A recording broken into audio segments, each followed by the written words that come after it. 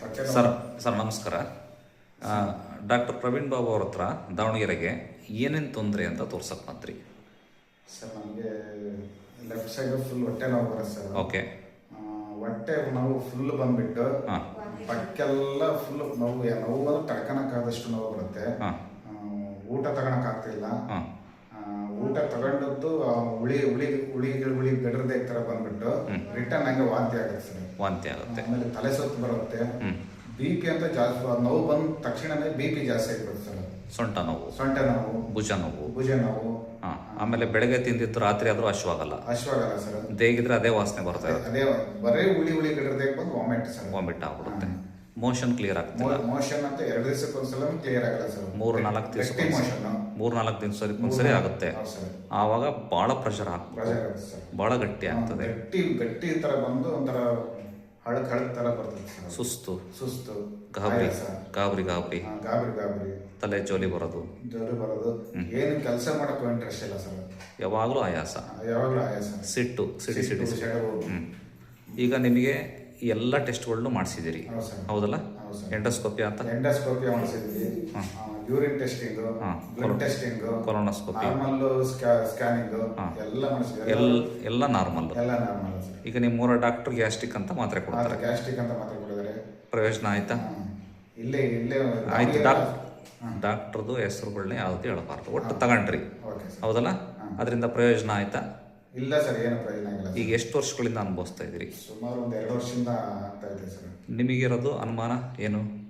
ಮದ್ದು ಆಗಿರ್ಬೋದು, ಹೌದು ಸರ್, ಇಡೀ ಮದ್ದು ಆಗಿರಬಹುದು. ನಮ್ಮಲ್ಲೇ ಲೋಕಲ್ ಏರಿಯಾದಲ್ಲಿ ಹೆಸರು ಹೇಳ್ಬೇಡ್ರಿ, ಅರ್ಥವಾ? ಹೇಳ್ರಿ. ತಗೊಂಡಿದ್ವಿ ಸರ್.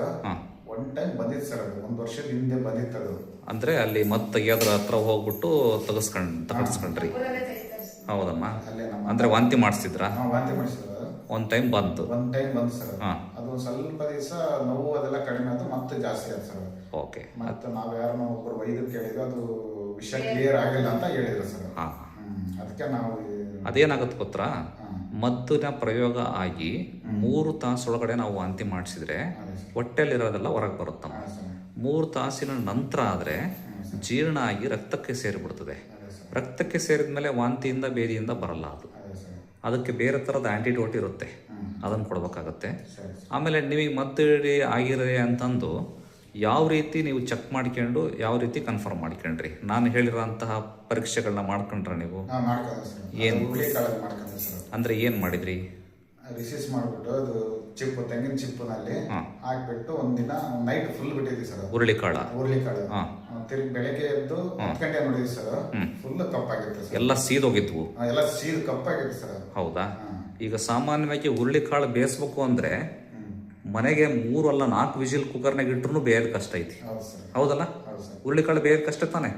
ಬರೀ ಮೂತ್ರದಲ್ಲಿ ಇಟ್ರೇನೆ ಸೀದೋಗಿದೆ. ಅಂದ್ರೆ ಅದು ಒಂದು ಚೆಕ್ ಮಾಡೋಂತಹ ವಿಧಾನ ನಮ್ಮ ಪುರಾತನ ಕಾಲದಲ್ಲಿ ಹೇಳ್ಕೊಟ್ರ ಅಂಥದ್ದು. ಆಮೇಲೆ ನುಗ್ಗೆ ಸೊಪ್ಪಿಂದು ಮಾಡಿದ್ರ? ಮಾಡಿಲ್ಲ. ಹುರುಳಿಕಾಳಲ್ಲೇ ಇಷ್ಟಪಟ್ಟು ನಿಮಗೆ ಗೊತ್ತಾಗಿದೆ, ಹೌದಾ? ಅವಾಗ ಒಡ್ಕೊಡಕ್ಕಾಗಿತ್ತು ನುಗ್ಗೆ ಸೊಪ್ಪು. ಗಟ್ಟಿನೇ ಮೊಸರಾದಂಗೆ ಹಿಂಗ ಅಂಗೈಯಲ್ಲಿ ಹಾಕೊಂಡು ನುಗ್ಗೆ ಸೊಪ್ಪನ್ನ 2 ನಿಮಿಷ ಬಿಟ್ಟು ಹಿಂಗಂದ್ರೆ ಚಲ್ಲಲ್ಲ, ಅದು ಕರೆಕ್ಟ್ ಅಲ್ಲ? ಆಮೇಲೆ ಹುರುಳಿಕಾಳು ನಾನು ಹೇಳಿದ್ದನ್ನು ಪ್ರಯೋಗ ಮಾಡಿದ್ರಿ, ಎಲ್ಲ ಸೀದೋಗಿತ್ತ? ಕಪ್ಪು ಫುಲ್ ಒಂದು ಕಾಳೆ, ಅದು ಒಳ್ಳೆ ಕಾಳನ್ನೇ ಹಾಕಿದ್ವಿ ಸರ್ ನಾವು. ಜಿರ್ಕಲ್ ತರ ಕಾಳೆಲ್ಲ ತೆಗೆದುಬಿಟ್ಟು ಒಳ್ಳೆ ಗಟ್ಟಿ ಕಾಳುಗಳನ್ನ, ರಗಡವಾದ ಕಾಳನ್ನೇ ಹಾಕಿದ್ವಿ ಸರ್. ಅವು ಕೂಡ ಬರೀ 8 ತಾಸೊಳಗಡೆ ಸೀದೋಗಿದ್ದು. ಸರ್ ರಾತ್ರಿ ಇಟ್ಟದ್ದು ಬೆಳಗ್ಗೆ ಫುಲ್ ಸೀದೋಗಿದೆ, ಬ್ರೌನ್ ಫುಲ್. ಹಾಗಾಗಿ ನನ್ನ ಹತ್ರ ತೋರ್ಸಕ್ಕೆ ಬಂದ್ರಿ. ಓಕೆ, ಒಳ್ಳೇದಾಗಲಿ. ನಾನು ಕೊಡ್ತೇನೆ. ಇಂಪ್ರೂವ್ಮೆಂಟ್ ಭಾಳ ಜನಕ್ಕಾಗಿದೆ, ಪ್ರಯತ್ನ ಮಾಡೋಣ ಅಂತ. ಓಕೆ.